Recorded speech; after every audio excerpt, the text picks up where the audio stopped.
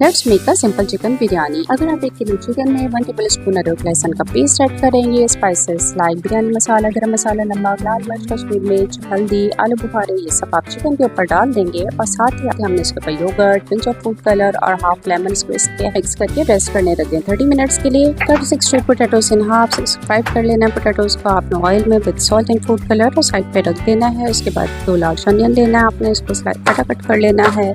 उसके बाद आपने सेम पॉट में 1/3 कप घी लेना है, 1 teaspoon black cumin, 2 bay leaves, 2 green cardamoms और अनियन डाल के फ्राई कर लेना है। उसके बाद मैरिनेटेड चिकन को ऐड करना है, कुक करना है 10 मिनट्स के लिए। Then add 1 large tomato and 5 potatoes, cook until oil appears. Then add 5 to 6 green chillies. Biryani की चिकन रेडी हो जाए तो उसके ऊपर आपने टमाटर के स्लाइसेस डाल देने हैं, धनिया, पुदीना, हरी मिर्चें डाल देनी है। इसके बाद आपने लेयर लगानी है कुक राइस की और उसके ऊपर आपने डाल देना है फूड कलर, बिरयानी एसेंस और butter. Steam on low heat for 20 minutes. Your delicious chicken biryani is ready. Enjoy.